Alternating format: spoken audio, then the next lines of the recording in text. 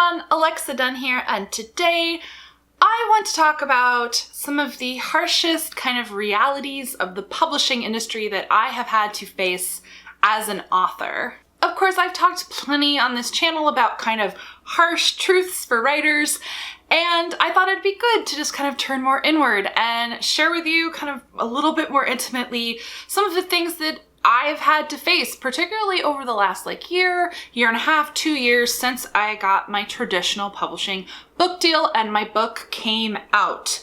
Not all of this is new. I've covered this in some other videos, but I wanted to just kind of personally reflect on the things that I've wrestled with, that I encountered that both surprised and didn't surprise me, but really some of the things that gave me feelings with a capital F.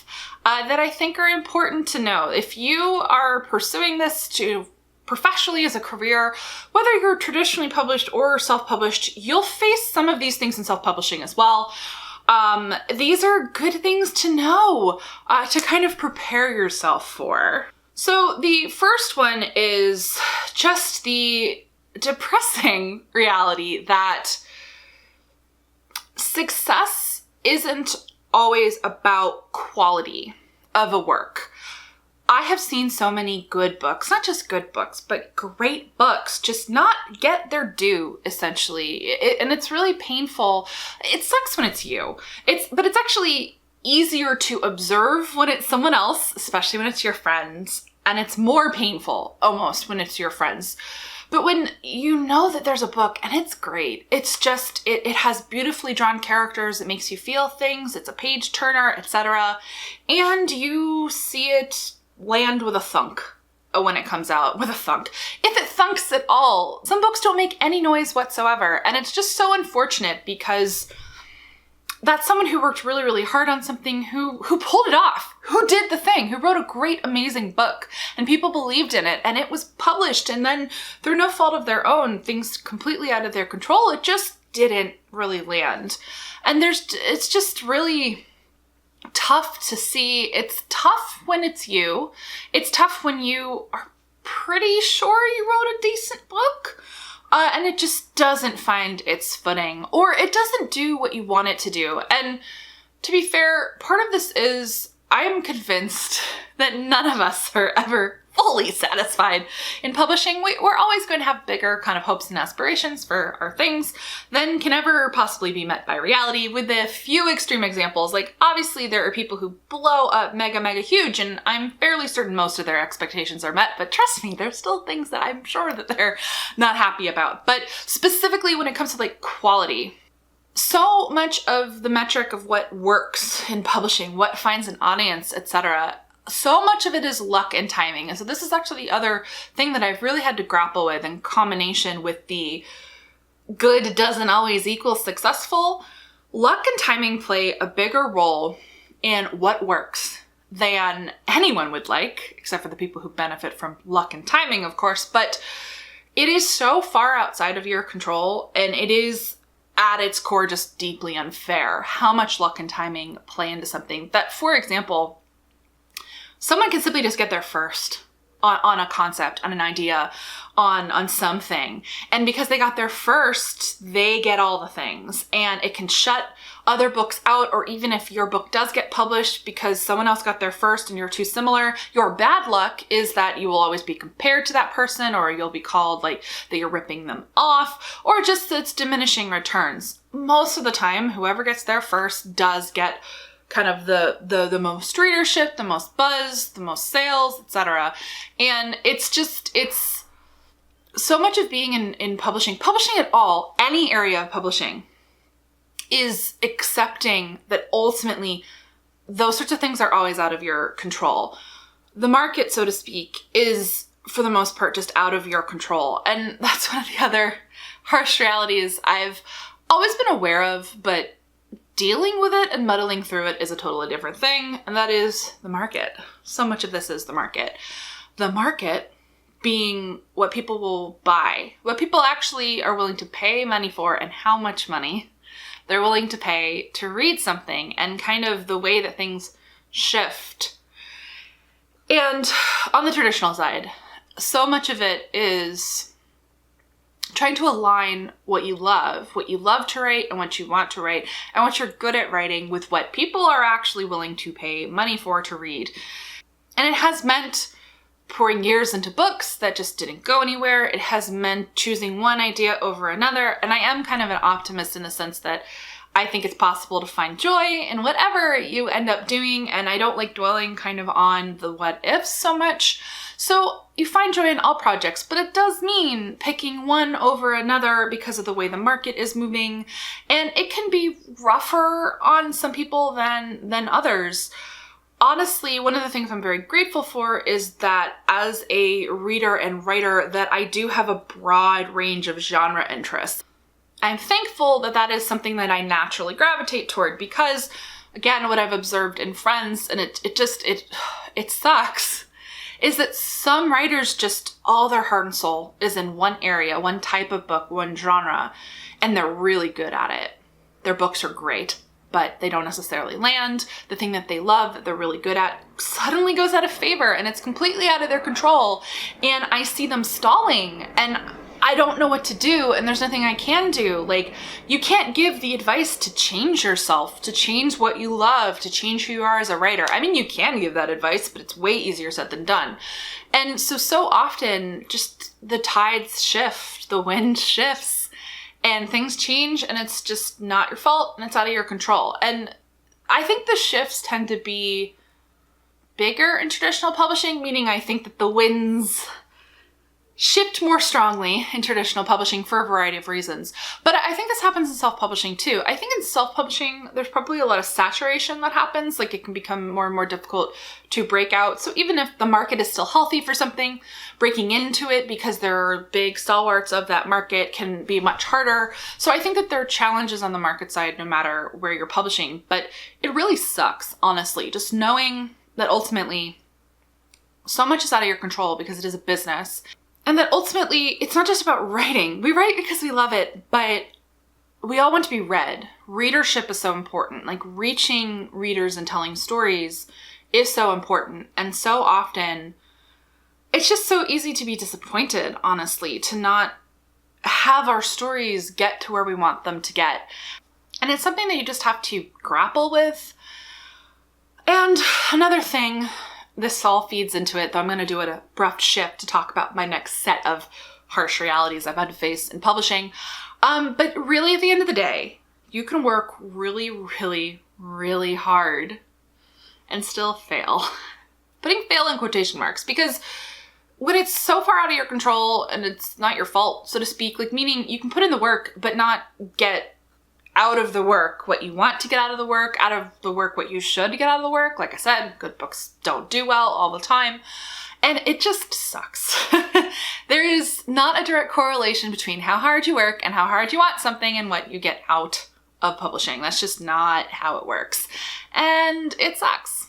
So the next harsh reality I want to talk about, that this one I've been realizing and processing more and more lately.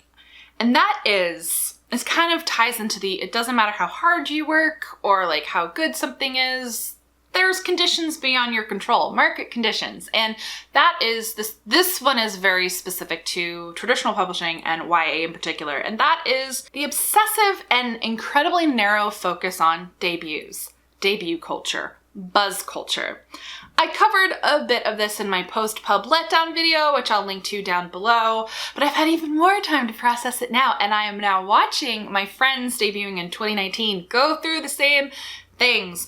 And this is a harsh reality of current day traditional YA publishing that has been particularly difficult. And I've also seen people talking about it more and more on Twitter, which I think is really good, though no one has solutions. And it's really just how, so on the one hand, it's how intently publishing focuses on the next big thing. They're really into it. And this is a marketing tactic. It's really easy to like take something fresh and new with no receipts behind it. There's no bad sales. There's no baggage. And basically try to set it up as the next hot thing. And it's like throwing spaghetti at a wall. And that is what I feel debut culture is right now in publishing. It is publishing throwing spaghetti at the wall and seeing what sticks. And the problem is most of us don't stick. And once the spaghetti slides down the wall and lands in a sloppy mess on the counter, no one cares.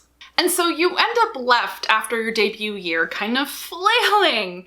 If you're lucky, you got a 2-book deal or more and you actually have a next thing to focus on. But then of course, most often publishers ignore you when you have book 2. If you didn't break out on book 1, or even if you did pretty good on book 1, they're going to ignore you on book 2 because they're distracted by the next big shiny thing. They're focusing on the next crop of debuts. This is the cycle that so many of us are locked into. And if you didn't have a book 2 contract, you are basically now struggling to sell another book. You have a sales history. It might not be a good sales history. You're not shiny and new. They can't use that marketing angle. And so the pressure really mounts on you as a writer, you with your agent and with your editor and with your career in general to like, what's the next sale? You're only as good as your next sale, your next book.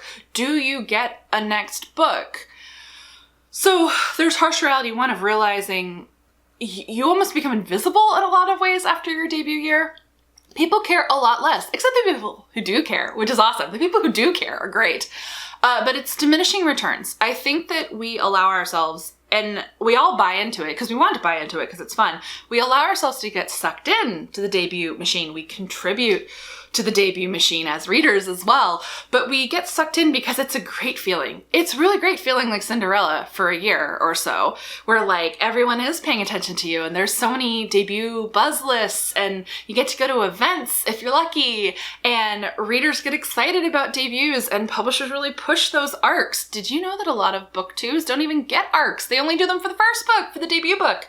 I am very fortunate I get an arc for book 2, and also there are exceptions to this. My publisher hasn't forsaken me. I'm getting support for book 2, but I'm speaking more kind of generally. The average experience I've seen reflected in the experiences of my friends is that their publisher mostly ignores their second book, if they have one.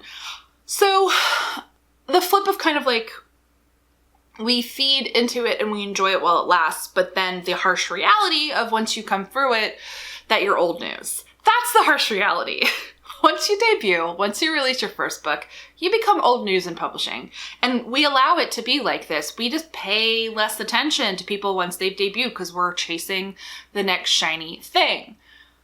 So the next harsh reality that I'm still processing, and I'm processing it mostly in there's like this nice sense of existential dread weighing on all of our shoulders. And I feel pretty well equipped on this harsh reality. I expected it and I'm forging forward, but it's still hard to see and deal with, partly because it's the reminder that you're only as good as your next book, that this might not last forever, that there are cycles, and that for you to move forward, very often someone else has to be left behind. And that is, most debuts won't make it. Okay, this harsh reality is really hard because especially it's a matter of perspective. I'm sitting here on the other side where I was fortunate enough to get an agent and to sell my book. I got a book deal, a 2-book deal, which is amazing. I'm gonna have at least 2 books published. It's the dream. And I'm incredibly grateful for everything, like legit. So thankful. But the fight, the struggle doesn't end when you get a book deal. And that's really the harsh reality, because once you get your foot in the door, it's really hard staying in the door. It's like you're in the alcove, but there's like rushing water. It's trying to push you back out into this vast sea of despair of publishing. And that struggle is valid and that struggle is hard, but it's always tough talking about that because, yeah, you sound kind of ungrateful, to be honest, of like, but you made it. You did what so many people never get to do. And it's true. And you should be happy. But the harsh reality is, most people who publish a book, debut with a novel, they might publish 2. But getting to 3, 4, 5 books, 5 years on, 10 years on, most people simply don't make it because the industry is very, I won't say cutthroat. I really don't think of it as cutthroat. It's competitive though. It is very competitive. The market is competitive is what it is. It's a complex, ever-changing thing, and you're only as good as your next book. You're only as good as your next book, and you have to weigh how good your next book is with the anchor the baggage of your sales on the previous titles, on your relationship, your working relationships with your editor, your publicist. And it's also the luck of like, well, let's say you had a great working relationship with your publishing team. Did they stay at the publisher? There's a lot of turnover in publishing. What if they move houses and those relationships go with it? And you're just constantly kind of juggling all of these aspects. It's hard. And it's definitely a harsh reality that, again, I was aware, but actually doing it is harder than anyone can anticipate, because you're competing with yourself always. You're competing with your last book, your next big idea. Can you do it? Can you pivot? Can you try different things? Are you savvy enough to battle all the luck and the timing and the market and make all the right moves? It's a lot. And I mean, really the solution to it is do your best, try, but not to, I think my thing here is to, when you move forward in publishing, is never to rest on your laurels. I think that's the thing, where it's never assumed that once you have something that you're going to have it forever.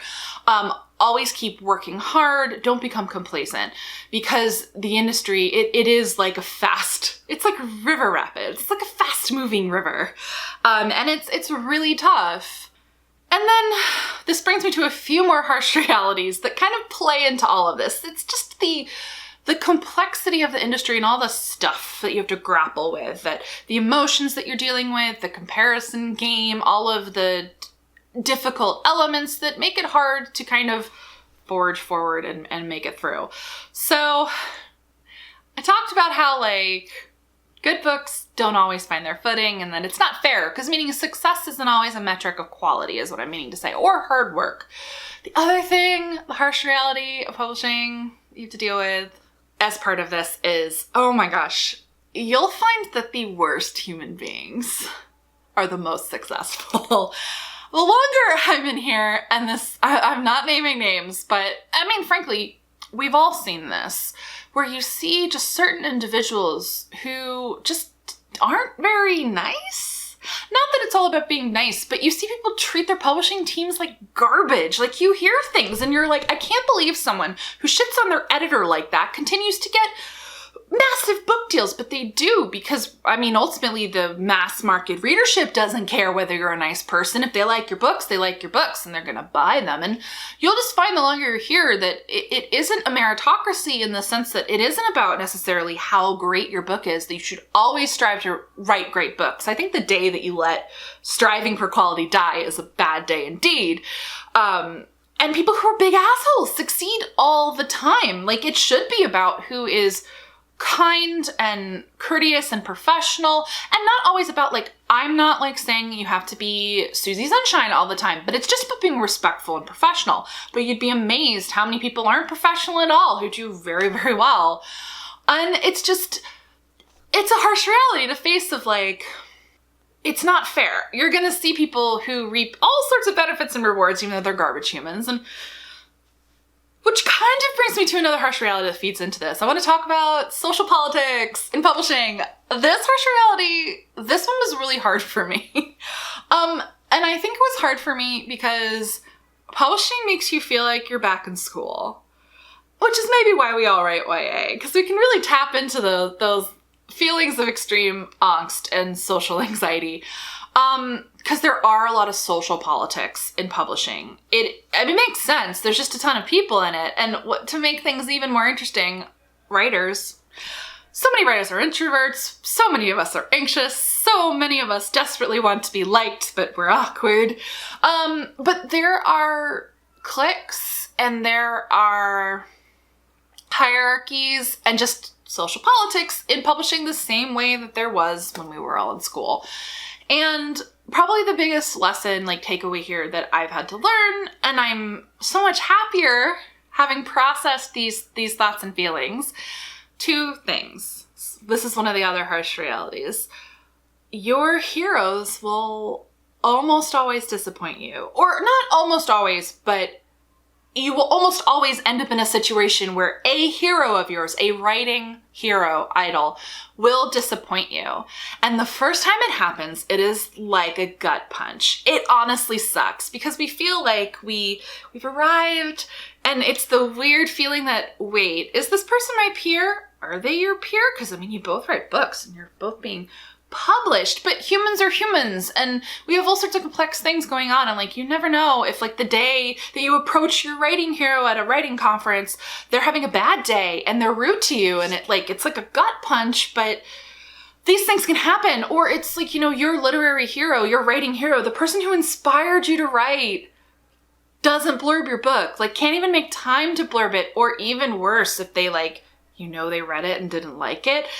All sorts of things can happen where all of a sudden you're thrust into this universe, this publishing universe with your idols, your inspirations, and they're only human, and you're limited by your kind of reader view of them or your aspiring writer view of them, and it's entirely possible that they're gonna let you down. And it's not their fault that you feel let down, and it's not your fault that you feel let down, but it happens all the time, and it's something I didn't quite expect, and it hurts every time. But there's going to be kind of a shift in your relationships with writers once you make it, quote unquote, but you're thrust into these social hierarchies of publishing, and it's a lot to deal with. Like it's complex. It's kind of who's friends with who. It's just who gets along with who. Like generally you're not going to be friends with everyone, but it can be hard to kind of accept that because you want to be friends with everyone and you have to deal with your own social shortcomings. Like it's literally high school all over again. You think you've grown up and become an adult, and then you're at a party and you are an awkward panda and you are incapable of speaking human intelligible sentences to that big author over there. I just avoid them, to be honest. It makes me feel so much better not to even try. But like, these things happen, and you're going to come away from so many situations in publishing feeling like an idiot and feeling really disappointed in yourself. And it's just like, you know, you're a teenager again. But you just have to deal with it. Do your best. It's kind of accepting your heroes would disappoint you. Don't put too many eggs in that basket. You're going to embarrass yourself at one point or another. You're going to want to be friends with someone, and it's just not going to work out. There are so many snubs that go on. Just the social politics of who gets invited to writing retreats is intense. I mean, who gets invited to conferences, what dinners you get invited to, if you get invited to dinners or meals or parties at different places. There's so much that goes on, and it's a lot. And the key thing is to basically find some good friends. Usually you come up together through publishing. So like you're starting off as aspiring readers, like find those good friends who are on the same level as you, who you trust, and stick by them. I mean, generally, I should probably do a whole video just on social politics and publishing, because don't leave your friends behind because you get some big deal and you think you're like super fancy, because not everything lasts forever. There's nothing more valuable than a genuine and good friend in publishing. So yeah. So speaking of social politics, I want to talk about jealousy. Jealousy and money. So these are two other kind of harsh realities of publishing that hit you in the face. So first, money. I have a ton of videos on money on this channel, which I will link to down below.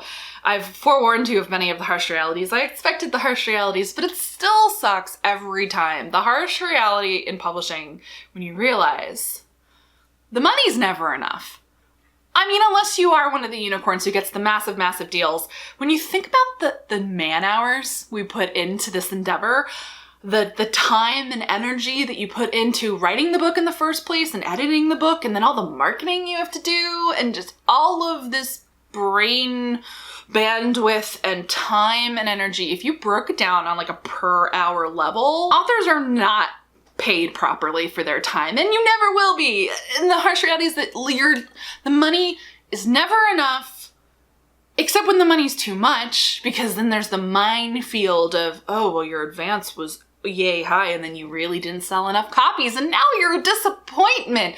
The money is never fair. The money is never good, except when it is. Another thing with the money is like, it gets so complicated in friendship circles. Like when you know that your friend got paid way more money than you, so they're more financially secure, Or when you know that you got more money than your friend and it doesn't make your book any better than theirs, it's just like the weirdness of the market, or your agent is a ball buster or their agent is a ball buster or whatever it is. And so there's always these kind of unspoken sore spots.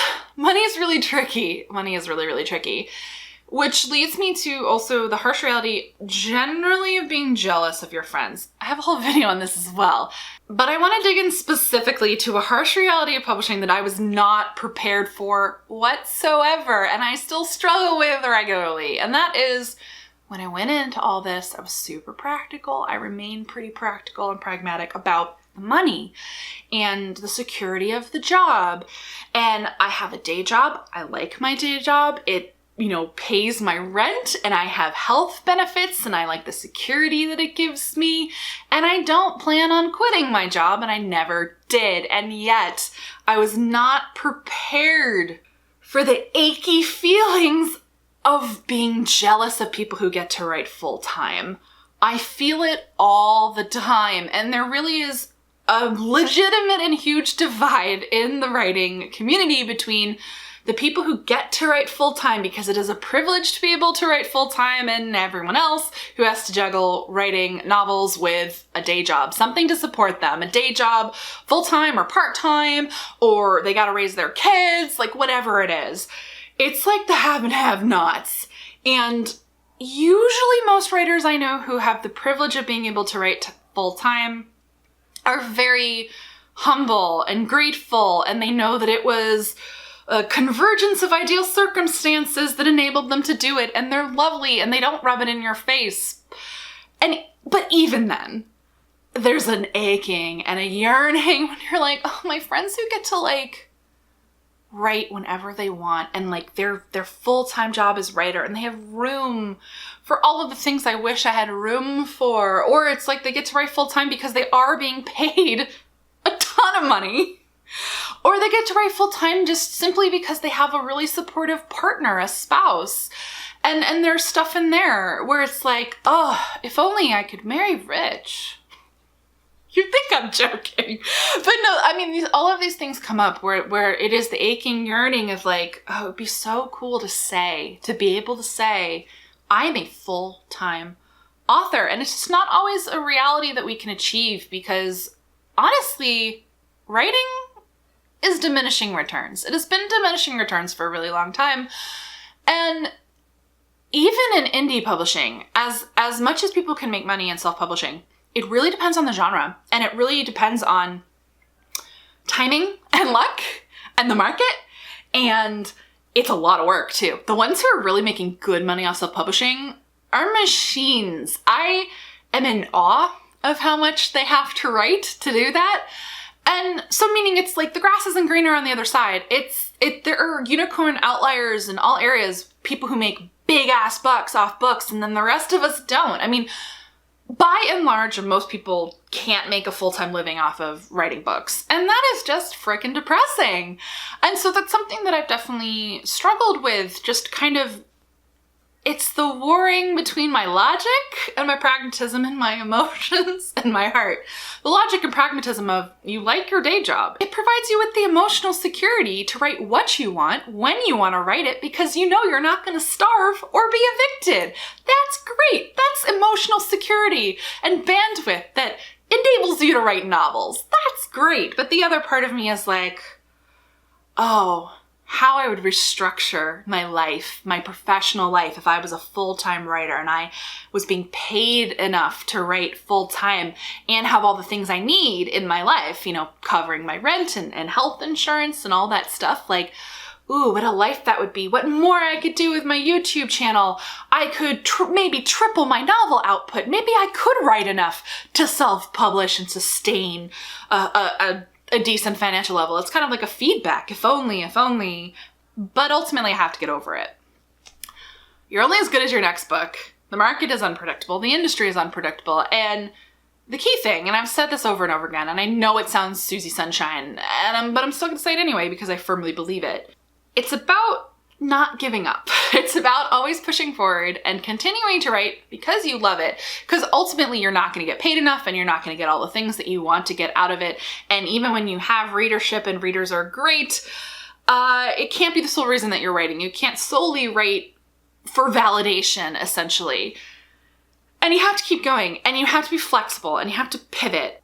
Just for as much as there are all sorts of unfair things that are out of your control that make publishing harsh, lots of harsh realities, there's also the fact that a lot of people allow themselves to be bowled over by these harsh realities and they give up. And when they give up, that's when it all ends. So I just remind myself that the key is to not give up. And also to be flexible enough to know that if it's not working in one area, that I might have to pivot a different category, different genre, different publishing avenue. I think everyone should always leave their options open. So yeah, you have to be stubborn enough to put up with all of this stuff and just be pragmatic about it and deal with it, manage your emotions, but not so stubborn that you dig your heels in, refuse to try anything else, refuse to fight the fight the way it needs to be fought, because honestly, you gotta fight on their terms, not yours. Sometimes in traditional publishing, that can mean, yeah, maybe you have to write the book that it's gonna work best in the market, or same thing in self-publishing. Like it's the readership's terms, it's the consumer terms. Like you do have to write faster if you want to produce the volume, and you gotta hack it or not. There's always, kind of compromises that you're gonna have to make, and it's the balance between sticking to your guns and being flexible with your guns. So yeah, those are just some of the harsh realities I've had to face in publishing that I thought would be fun to share and kind of talk about some of those experiences and feelings. Because what else am I here if not for like real talk about what it's actually like? And talking about it actually helps me process my feelings, which helps me develop the wherewithal to deal with all of this craziness. So like you're helping me, and hopefully I'm helping you. But the thing is, no matter how much you prepare, and this has been my biggest lesson actually, no matter how much you prepare, you're not prepared for what it's actually like and the roller coaster of feelings, and also just the specific dynamics of whatever your publishing experience ends up being. So much is out of your control. And I know that's terrifying, and I know I've talked about that before in the channel. Everything's out of your control is like a fun little clickbaity video. But it's out of your control no matter which avenue you follow, because ultimately creative business is messy. Because you have the creative side, which is all about your heart and your soul and things that you love, and then you have the commercial business side. And really any commercial endeavor, anything that's about kind of the market and what people want and what they're willing to pay for is brutal. And so the tricky thing to do is to develop a thick skin, but keep all your insides nice and gooey and mushy so that you don't lose sight of the thing that you love. So always struggling to strike that balance, and I hope you found this interesting. I hope you feel prepared, but not prepared for how it all is, and I'm prepared, but not prepared for all the other stuff ahead of me, because if anything, I've learned there's always something. There's always going to be another knock, but there's always going to be another great thing too, and the key is not to give up. Give this video a thumbs up if you liked it. I can do more like chatty, soul-searching, discussion-y things about publishing. Like I said, it helps me process my feelings. If you're not already subscribed to the channel, go ahead and do that. I post new videos 2 to 3 times a week. Thank you so much for watching, and as always, guys, happy writing and good luck in publishing. Just grin and bear it.